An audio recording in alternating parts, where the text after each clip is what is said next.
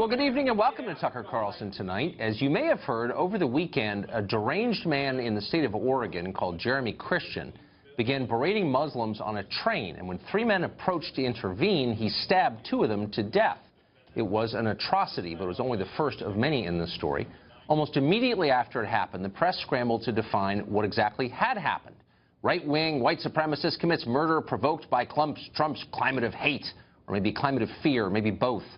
Fake civil rights groups like the Center for Islamic Relations and the Southern Poverty Law Center jumped on board immediately, blaming President Trump's rhetoric.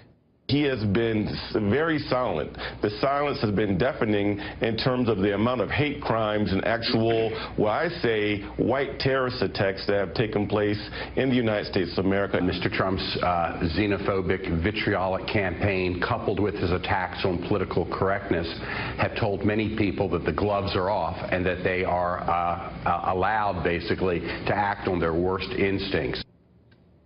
Many alleged journalists weren't any more restrained than that. The blog Vox called the crime, quote, the latest in a wave of racist attacks across America that followed President Trump's election.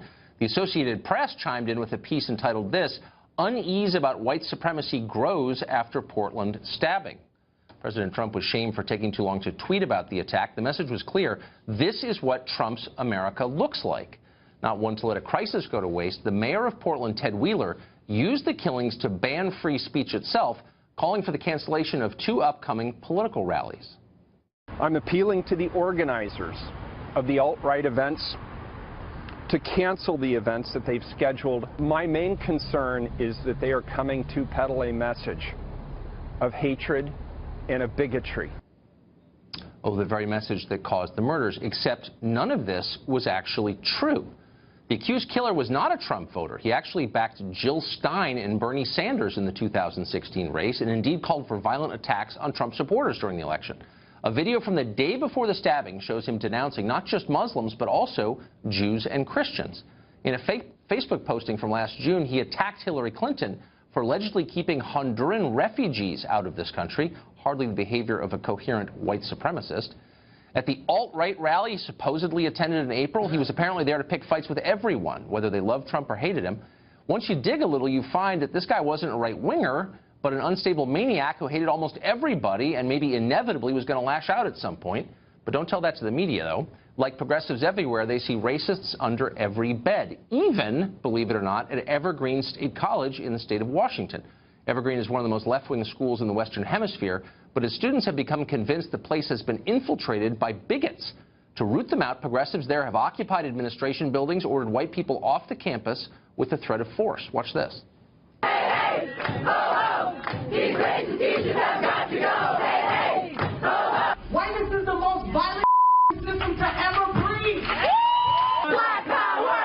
Black power! Black power! It's not an accident that all of our administration is white. Right. It's not an accident. That's systematic. I'm tired of white people talking about what black and brown people need. You don't know. You and the police. While our leaders in Washington fret about Vladimir Putin and his bloggers, this is what's going on in the rest of America. Where are the people in charge exactly? Well, they're abasing themselves before their tormentors, of course. George Bridges, the cringing president of Evergreen, actually thanked the rioters as they screamed at him. He expressed his, quote, gratitude for their, quote, passion and courage in trampling the rights of everyone else. How did we get here exactly? Well, there are a lot of answers to that question, but a main one is this.